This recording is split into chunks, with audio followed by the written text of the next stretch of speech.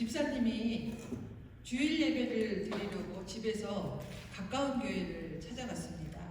그런데 그날따라 예배가 얼마나 시끄러운지 이 집사님이 집중을 할 수 없었다고 합니다. 그래서 속으로 불평을 하며 예배 시간 내내 왜 이렇게 시끄러워, 집중이 안 돼 하면서 혼자 이제 중얼중얼하면서 예배를 드렸다고 합니다. 왜 이렇게 시끄럽게 예배를 드려야 되지? 경건하게 드리지? 하나님은 좀 저렇게 시끄럽게 드리는 예배에 대해서 좀 컨트롤 좀 하시지 왜 저렇게 놔두지?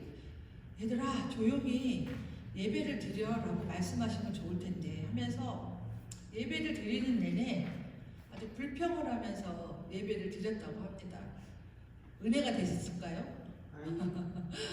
불평만 가득한 예배를 드리고 왔어요. 집에 돌아와서 이제 자려고 잠자리에 누웠는데 주님의 음성이 마음에 들려왔습니다. 얘야, 너 오늘 되게 비판적이더라. 주님께서 이렇게 마음에 음성을 주셨대요. 그랬더니 또 이 집사님이 네, 제가 좀 오늘 심한 것 같아요. 네, 그랬습니다. 예배 드리는 내내 불평만 해서 마음이 좋지 않았어요. 제 마음밭이 마음을 제가 다스리지 못하고 갔네요. 제가 그 사람들과 똑같은 그리스도인이라는 게 좀 부끄럽고 실망스러웠던 거죠. 그때 예수님의 음성이 야, 나는 그렇게 아주 뜨겁게 찬양하고 했던 게 좋던데 너는 왜 계속 비판하고 불평하고 있었니? 너는 예배를 드리는 사람이니 아니면 너가 예배를 받는 자냐라고 물어보셨답니다. 그래서 그 순간 그 집사님은 그 자리에 무릎을 딱 꿇었대요. 주님, 잘못했어요. 계속해서 제가 그 비판하고 불평했던 제 마음을 용서해 주세요. 회개합니다 하고 기도를 했다고 합니다. 그날 밤 이후로 이 집사님은 다른 성도들이 예배 드리는 방법, 아주 시끄럽게 뜨겁게 드리든지 조용하게 드리든지 모두를 다 정말 경건하게 예배를 드릴 수 있는 사람이 됐다고 합니다. 이분이 바로 유명한 내적 치유 전문가인 톰 마샬 목사님이십니다. 이 경험을 한 후에 이 목사님이 이렇게 고백을 했습니다. 사람들은 각자 자기만의 만든 법이 자기 마음속에 있다는 거죠. 이때는 이렇게 해야 되고 저거는 저렇게 하면 안 돼. 내 마음속에 내가 세우는 대로 그렇게 잣대질을 한다는 거죠. 그리고 판단을 한다는 거죠. 여러분, 우리의 자아가 있기 때문에 우리는 우리의 자아대로, 우리에게 형성된 대로 얘기하지만 정말로 믿는 그리스도인들은 우리의 모든 것을 성령께 맡겨야 된다는 거죠.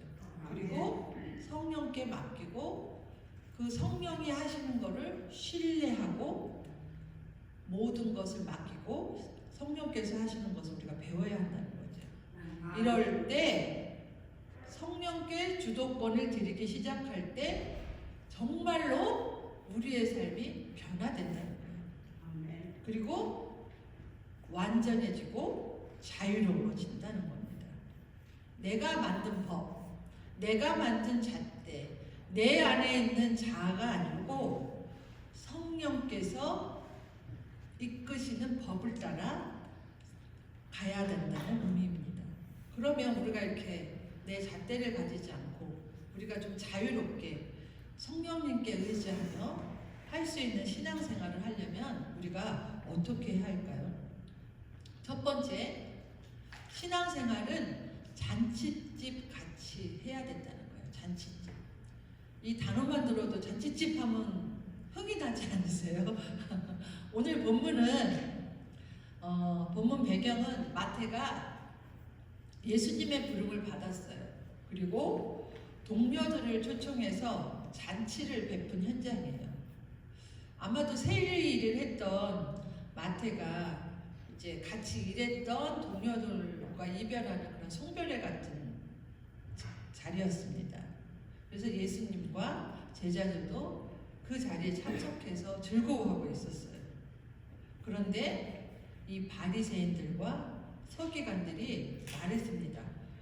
아니, 왜 예수님은 제자들과 함께 먹고 죄인들과 함께 먹고 마시는지를 물었습니다. 오늘 읽지는 않았지만 누가복음 5장 32절 보면 예수께서 말씀하십니다. 나는 의인을 부르러 온 것이 아니라 누구를 부르러 왔다? 죄인을 불러 회개시키러 왔다라고 말씀하셨어요. 그 대답을 들은 그들은 그럼 예수님하고 제자들은 왜 금식하지 않지요? 라고 또 물었어요. 왜 이런 질문을 했냐 하면 그날이 바로 금식일이었기 때문이었어요. 원래 여러분 금식에는 강제성이 없는 거예요. 강제로 물론 우리가 이제 금식을 하고자 하면 우리의 마음과 생각을 딱 정리하고 성령께 의지하면서 금식을 하죠. 이 시대의 법적인 금식일은 1년에 딱 한 번, 대속죄일 때 한 번 딱 하는 거예요. 이 대속죄일 때에는 온 백성이 금식을 하고 회개하고 자기가 1년 동안 지었던 죄를 씻어내며 회개하는 날, 바로 대속죄일. 이때만 하루 금식하고 기도를 하는 날이에요. 그러니까 금식의 진정한 의미는 내 욕심대로 행동했고 내 생각대로 행동했고 이 모든 것들을 회개하고 하나님께 맡기겠다는 고백이에요. 그러니까 단순히 음식을 먹지 않는 거에 그러니까 포커스가 아니라 그냥 나를 온전히 내려놓는다. 하나님 앞에 온전히 순종한다라는 것이 바로 금식의 본질이에요. 그래서 많은 성도들이 오늘날 보면 내가 금식을 성령께서 말씀하실 때가 있을 거예요 아마. 저는 이제 그런 경험을 좀 했고 어떤 일들이 있을 때 또 이제 모든 이제 어떤 계획이 있을 때 근데 이걸 내가 어떻게 해야 하지? 라고 이렇게 좀 막막할 때가 있어요. 그럴 때 금식 기도를 해야 된다는 거죠. 이런 기도를 우리가 금식 기도를 해야지 하나님이 기쁘게 받으신다는 거예요. 하나님, 내가 이런 걸 해야 되는데 저는 할 수 없어요. 하나님 인도해 주세요.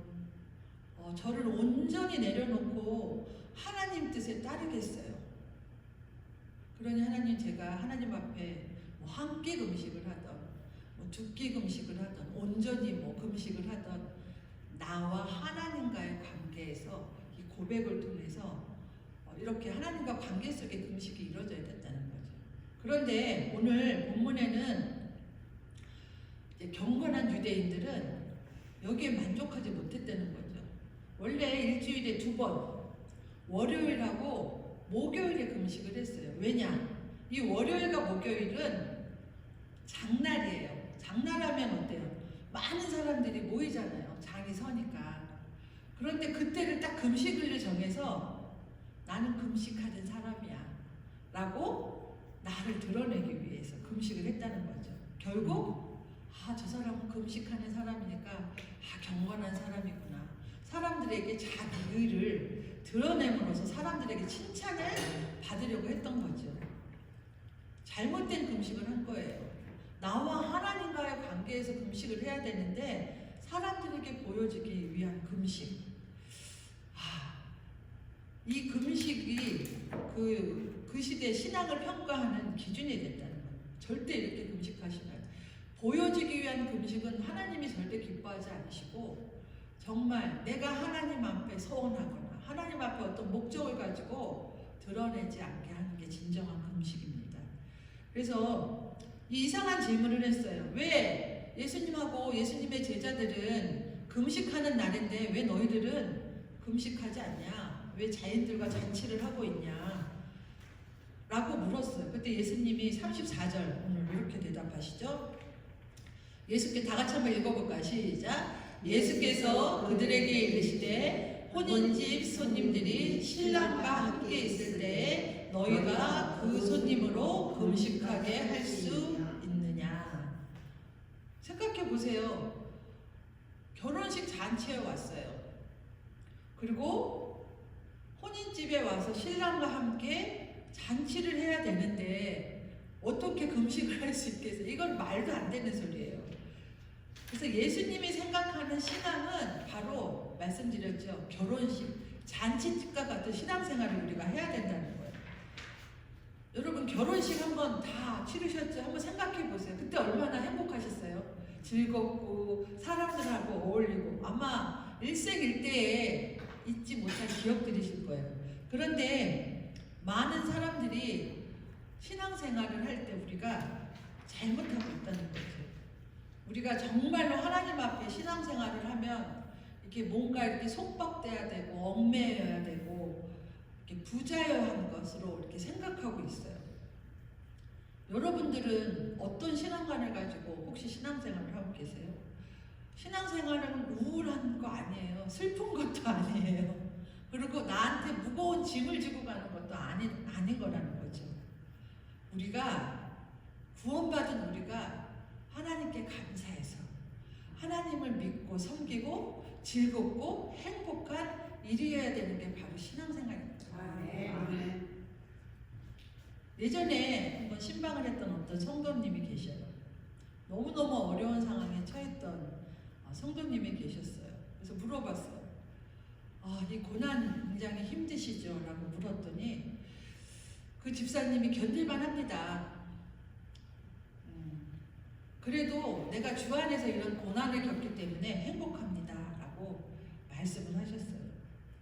그러면서 하시는 말씀이 힘들지만 그 힘든 속에 더 큰 은혜가 있습니다. 내가 하나님을 정말 오롯이 만날 수 있는 기회이기 때문에 오히려 힘들지만 은혜가 더 큽니다. 라고 고백을 하셨어요. 그래서 같이 갔던 이제 동행했던 이제 성도들이 같이 눈물을 흘렸던 기억이 있습니다. 그 집사님은 정말로 어려움 중에 있지만 은혜 가운데 주시는, 어려움 가운데 주시는, 고난 가운데 주시는 하나님의 뜻을 잘 받고 하나님께 온전히 감사의 제사를 드리신 분이었다는 거죠. 하나님의 그 제사를 당연히 기쁘게 받으셨겠죠. 그래서 여러분, 신앙생활은 잔치하는 것 같이 해야 돼요. 만약에 우리가 그런 생활을 하고 있지 않다면, 그런 신앙생활을 하고 있지 않다면 우리 자신을 한번 돌아봐야 돼요. 교회 안 나온다고 전화하잖아요. 그러면 혹시 왜 내가 못 나갈 수도 있지, 이런 분도 계세요. 내 몸이 아파서 못 나가는데, 제가 또 한 번 말씀드리지만 주일은 목숨처럼 지키셔야 돼요. 아멘. 아멘. 네. 목숨처럼 지켜야 된다는 게 내 마음속에, 우리가 그리스도의 제자라면 딱 이렇게 마음에 딱 중심을 갖고 계셔야 된다는 거죠. 이런 말이 있어요. 유교는 제사집과 같대요. 유교를 믿는 분들은. 불교는 뭐와 같냐 하면 초상집과 같다. 계속 연불 외우고. 근데 기독교는 잔집집과 같다. 우리가 진정한 그리스도인이라면 늘 예수를 믿으면서 신앙생활을 하면서 감사와 기쁨과 행복이 있어야 된다는 거죠. 제가 이번 영성수련회에 가서 느낀 거는 정말 많은 사람들도 모였지만 그 이제 강사 목사님으로부터 받은 거 기뻐하면서 우리가 신앙생활을 해야 된다는 거, 기쁨이 넘쳐야 된다는 거예요. 그리고 우리가 그 예수 안에서 기쁨을 누려야 한다는 거예요. 아멘. 왜 사람들이 기쁨을 줄 수 있는 방법이 여러분 뭔지 아세요? 내가 하고 싶은 거, 내 유익만 따라서 살면 즐거울 것 같죠? 물론 즐겁죠. 하지만 정말 주님이 기뻐하시는 것은 다른 사람의 유익을 추구하며 살 때 진정한 기쁨이 있다는 거예요. 여러분이 그런 신앙생활을 하셔야 된다는 거예요. 그렇게 하면 신앙생활이 늘 우리의 마음이 잔치집같이 즐겁고 결혼식에 온 하객처럼 같이 즐길 수 있다는 겁니다. 아멘. 이럴 때 결혼식에 신부는 신랑을 믿고 모든 것을 맡길 수 있겠죠? 이러한 신부의 마음이 바로 그리스도의 마음이라는 거예요. 우리가 온전히 신랑 대신 우리 주님을 믿고 따라가야 된다는 거예요. 그럴 때 우리의 마음은 늘 잔치하는 마음과 같이 됩니다. 두 번째, 바른 신앙인이 되기 위해서는 자신의 생각에 갇히지 말라. 그러면서 오늘 말씀은 예수님은 바른 신앙 생활을 하려면 어떤 자세를 가져야 되는데 오늘 말씀해 주신데 두 가지 예를 들어 주셨어요. 36절 한번 볼까요? 36절에 보면 새 옷에서 한 조각을 찢어 낡은 옷에 붙이는 자가 없나니 만일 그렇게 하면 새 옷을 찢을 뿐이요 또 새 옷에서 찢은 조각이 낡은 것에 어울리지 아니하리라. 첫 번째 하나는 바느질하는 비유를 36절에서 말씀하셨어요. 저는 바느질을 잘 못하지만 천을 이렇게 헤어진 천이 있으면 천을 덧댈 때 원칙이 있겠죠. 최대로 비슷한 색을 구하고 최대로 비슷한 질감을 이렇게 우리가 구해서 그것을 이제 기우려고 하겠죠. 생각해 보세요, 여러분. 낡은 옷에 붙이기 위해서 새 옷의 천을 떼서 붙이면 어떻게 될까요? 그러면 새 옷도 망가지고 헌 옷도 마찬가지로 낡은 옷도 서로 못 쓰게 되는 거죠. 결국 새 옷의 조각이 남은 옷감을 이렇게 잡아당기잖아요. 그렇기 때문에 새로운 것을 낡은 것에 붙이면 결국 낡은 옷이 찢어져. 네, 결국 새 것도 망치게 되잖아요. 그걸 찢었으니까 못 쓰게 되고 낡은 옷에 새 것을 비치면 그 새 것이 낡은 거를 이렇게 잡아다니기 때문에 결국 낡은 것도 못 쓰게 된다는 거예요. 또 오늘 비유에 나오는 말씀 중 하나가 37절 가죽 부대에 대한 비유예요. 새 포도주를 낡은 가죽 부대에 넣는 자가 없다. 만일 그렇게 하면 새 포도주가 부대를 터뜨려 포도주가 쏟아지고 부대도 못 쓰게 된다. 유대인들은 포도주를 이렇게 양가죽 부대에 이렇게 보관을 했어요. 그래서 이 양가죽을 잘 벗겨서 털을 깨끗하게 밀고 이제 잘 말린 뒤에 뒤집어가지고 이렇게 아랫부분을 묶고 이제 훌륭한 윗부분을 묶으면 훌륭한 가죽 부대가 됩니다. 이렇게 되면 운반하기도 쉽고 때로는 그거를 베고도 잡답니다. 그럼 새로 담근 포도주를 가죽 부대를 넣고 막아두면 어떤 현상이 일어나면요. 이제 포도주가 발효가 돼, 그렇죠. 발효가 되면 뭐가 생기죠? 가스가 생기죠. 그렇죠. 가스가 생기죠. 그러면 새 가죽 부대는 신축성이 있잖아요. 아직 늘어나지 않았으니까. 그래서 터지지 않고 잘 견딘다는 거예요. 그래서 새 포도주는 새 부대야 담아야 안전하다는 거죠. 그런데 새 가죽 부대도 시간이 지나게 되면 어때요? 탄력을 잃겠죠? 그러면 탄력을 잃은 오래된 가죽 부대에 새 포도주를 넣으면 어떻게 될까요? 그렇죠. 그 가스 때문에 부대가 터지고 만다는 거예요.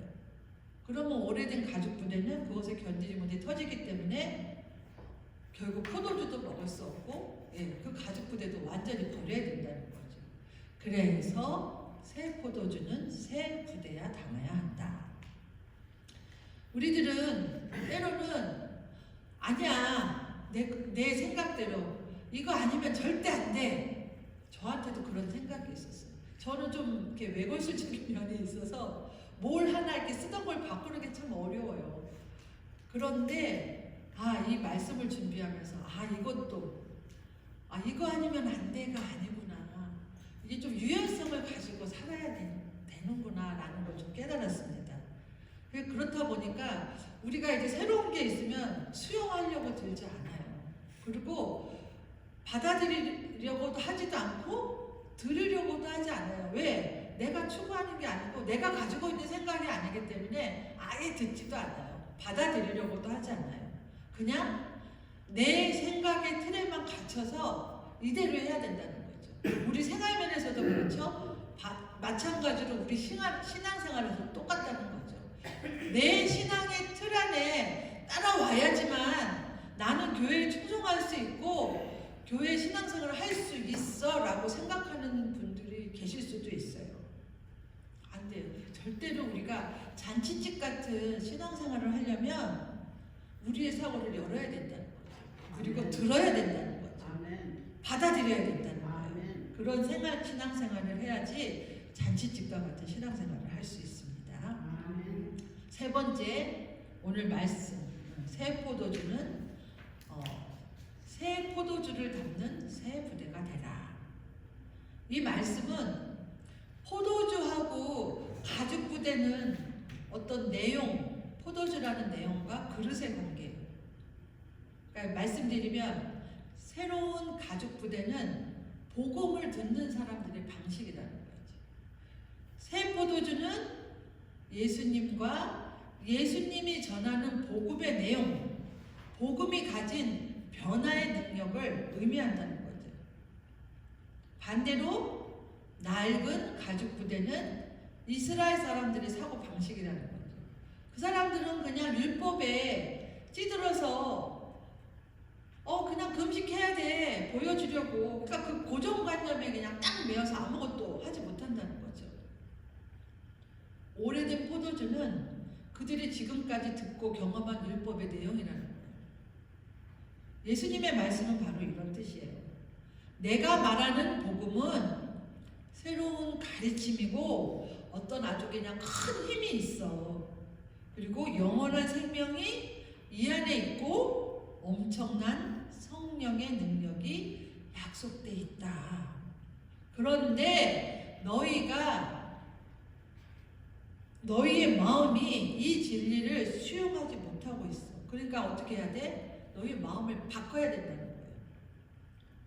보여주기 위한 금식 절대 안 돼. 내가 의인이라는 믿음을 가져서도 절대 안 돼. 내가 죄인이라는 것, 내 힘으로는 의롭게 될 수 없다는 것을 인정해야 된다. 아멘.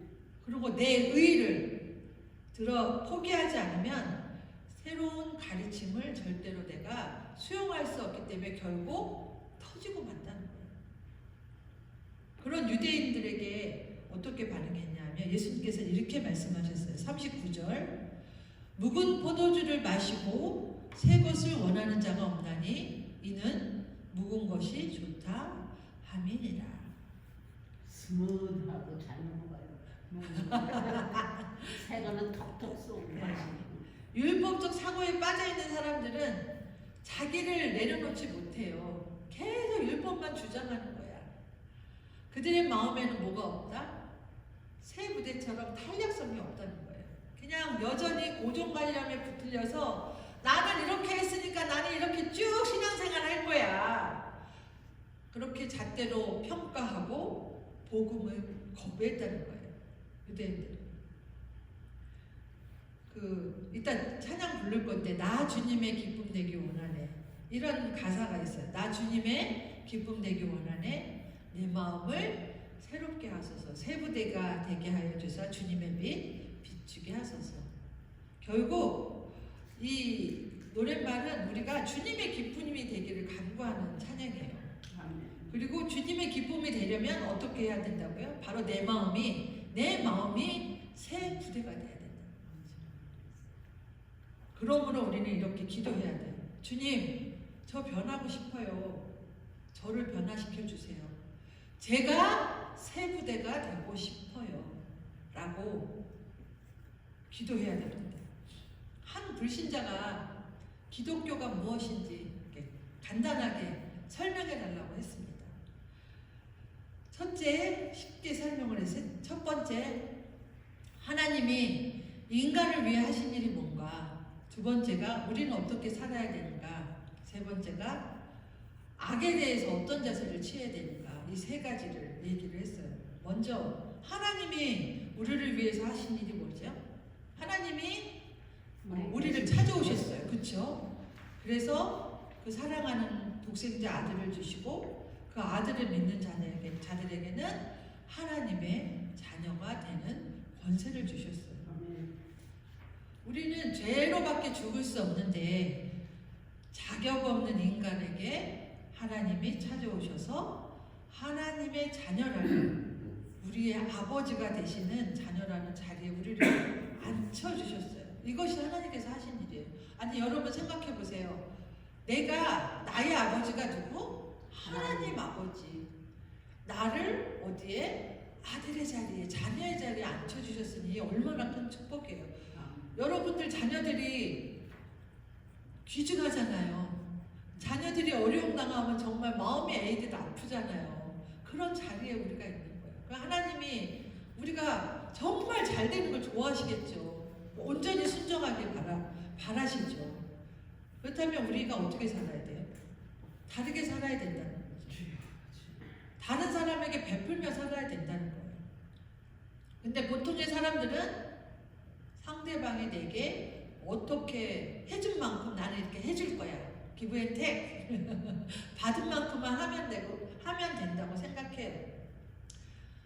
논리적으로 맞는 말이죠. 그런데 이것 때문에 항상 갈등이 생겨요. 왜냐하면 나는 저 사람한테 이만큼 해줬는데 나한테는 오는 거 없어. 이렇게 시험 들기 딱 좋아요. 근데 그렇게 살면 안 된다는 거죠. 그냥 값없이 하나님이 우리한테 베푸신 은혜를 기억하면서 내가 베풀 수 있으면 베풀 수 있는 데까지 주세요. 예수님 우리에게 생명을 주시기까지 자신을 버리셨는데 여러분 우리가 그 생명을 받은 사람들인데 그거 못하지는 않잖아요. 미쳤다고 생각하지 마시고 내가 받은 사랑이 크니까 그 큰 사랑만큼 베푸시기 바랍니다. 진정한 그리스도인들은 말씀드렸듯이 정말 말할 수 없는 사랑의 빛을 줬잖아요. 그런데 하나님께서는 이웃 사람들에게 베풀라 그랬어요. 흘러보내라. 그래서 우리 그리스도인들은 대가를 바라지 않고 사랑할 수 있는 거예요. 힘들어도. 이것이 기독교가 말하는 이웃 사랑인 거예요. 아멘. 그래서 인간적으로 생각하면 우리가 선을 행하다가 낙심할 수 있거든요. 저도 그런 경험이 참 많았어요. 그런데 돌이켜보면 그게 내 의였구나. 깨달음을 어느 날 주셔서 굉장히 회개를 했던 기억이 있습니다. 그냥 무조건 베푸는 삶. 예수님께서 목숨을 우리에게 주시기까지 베풀었던 그 사랑을 기억하시고 베풀 때 우리의 마음의 기쁨이 1이라면 받을 때 1이라면 베풀 때는 정말 10배 이상 100배까지도 우리한테 올 수 있어요. 아멘. 그러니까 여러분 혹시 여러분한테 왠지 모를 그런 힘든가 어려움이 있다면 그냥 좋은 말로도 베풀어 보시고 물질적으로 베풀 수 있으면 물질적으로도 베풀어 보시면 내 마음이 변화되는 걸 여러분 느끼실 수 있습니다. 아멘. 그리고 마지막 악과 싸워야 된다 그랬죠. 악은 실체가 있어요 사실. 그래서 사탄은 우는 사자들처럼 우리를 달려들어서 유혹하고 진리를 떠나서 세상의 가치를 따르게 한다는 거죠. 그래서 하나님의 사랑을 믿지 못하게 방해해요. 그리고 사람들에게 베풀지 못하게 하고 사람들과 악의하게 하고 그래서 우리는 이런 악과 싸워야 된다는 거예요. 순서가 분명해야 돼요. 날마다 나는 하나님의 축복받은 자녀입니다. 라고 고백하셔야 됩니다. 입으로 고백하고 입으로 선포해야 한다는 거죠. 그리고 나는 조건 없이 베풀고 사랑하겠습니다. 라고 결심하고 행동해야 된다는 거죠. 어떤 불신자가 질문을 했어요.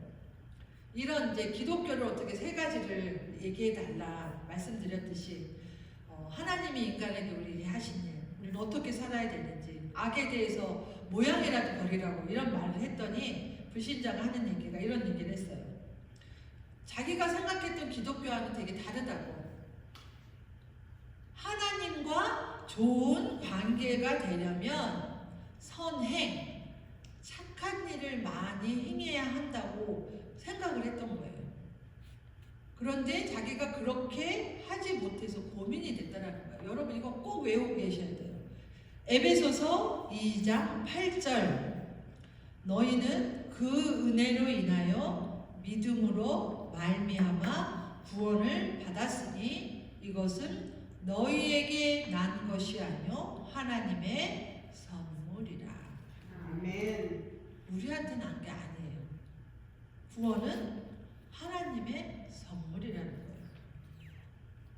내 행위를 통해서 되는 게 아니에요. 절대. 이건 정말로 우리가 여러분이 불신자에게 전도할 때도 이건 꼭 기억하고 계셔야 돼요. 우리는 행위 구원이 아니에요. 그냥 하나님의 은혜로 말미암아 우리가 받은 거예요. 거저받은 은혜인 거예요. 선물로 받은 거예요. 여러분 선물이 내가 딱 들고 있어요. 선물 하나를. 그런데 들고 있으면 내가 다른 사람에게 선물을 주지 않았어요. 그러면 그 선물로서의 의미가 없어요. 그 선물을 받은 사람이 받아들여야지 진정한 선물이 된다는 거죠. 바로 예수님이 우리를 위해서 주신 구원의 선물이 바로 그런 거라는 거예요. 우리가 그 선물을 꼭 감사합니다라고 받아들여야 된다는 거예요.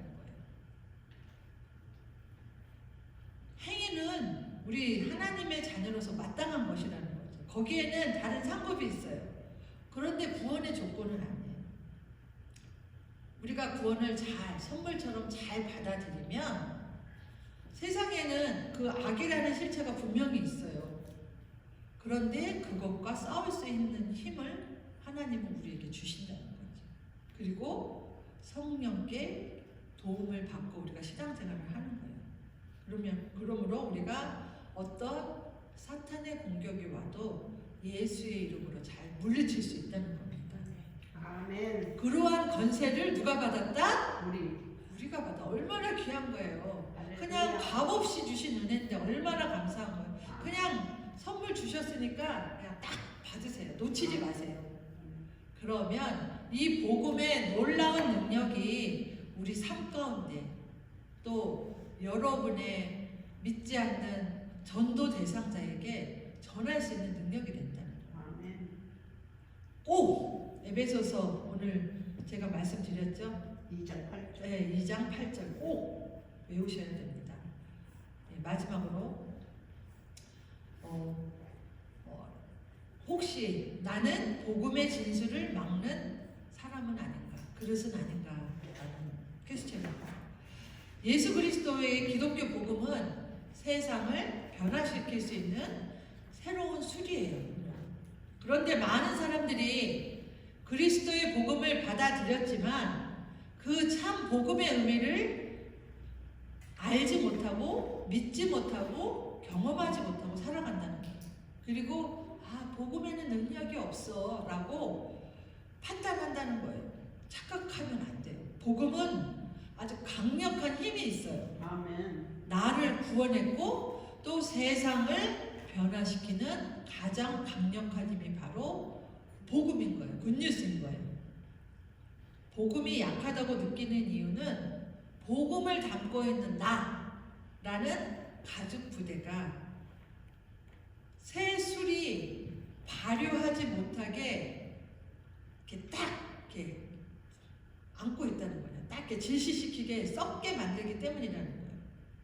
여전히 나를 새 술을 예수님께서 주셨는데 나는 오래된 포도주 부대에, 낡은 포도주 부대에 나를 가지고 있다는 거예요. 우리는 어떻게 해야 된다? 예수님이 주신 새 술을 담을 준비를 하고 살아야 된다는 거예요. 아멘. 나라는 자아를 내려놓고 내려놔야 된다. 또 갈라디아서 2장 20절 말씀, 내가 그리스도와 함께 십자가에 못 박혔나니 그런즉 이제는 내가 사는 것이 아니오 오직 내 안에 그리스도께서 사시는 것이라. 이제 내가 육체 가운데 사는 것은 나를 사랑하사 나를 위하여 자기 자신을 버리신 하나님의 아들을 믿는 믿음 안에서 사는 것이라. 누가 죽어야 된다? 내가 사는 거 아니에요. 말씀대로 내 안에 계신 그리스도께서 사시는 것이에요.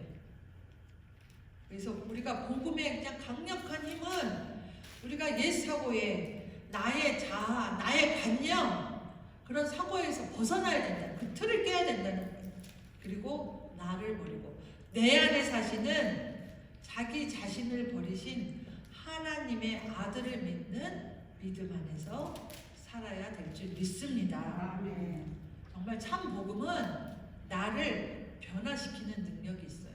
그래서 새로운 가치관, 복음을 주신 복음을 나의 새 부대에 담아야 된다는 거예요. 그래서 우리가 새 술을 새 부대에 담아서 우리가 새롭게 거듭나야 된다는 거죠. 우리가 가만히 앉아서 어떻게 복음을 받아들이겠어요? 감사합니다. 말로 하고 우리 행동으로 하고. 여러분, 복음은 우리에게 강력한 힘을 발휘해요. 그래서 우리가 가만히 앉아서 그냥 복음을 변질시키는 낡은 부대에 그냥 그 술을 놓고 쓰지 못하게 되는 그 낡은 포도주에 눕는 게 아니라 내 마음이 먼저 새 부대가 돼야 된다는 거예요. 그럴 때 더욱더 강해지고 복음의 능력을 우리가 맛보고 복음을 전할 수 있게 되고 그 복음을 전할 수 있는 능력으로 말미암아 세상을 변화시킬 수 있다는 거예요. 그리고 우리의 삶이 내가 아니라 온전히 하나님께 영광을 돌릴 수 있는 삶이 될 수 있다는 겁니다. 아멘. 이 은혜를 이 땅 가운데 누리시는 여러분이 되시길 예수님의 이름으로 간절히 소원합니다.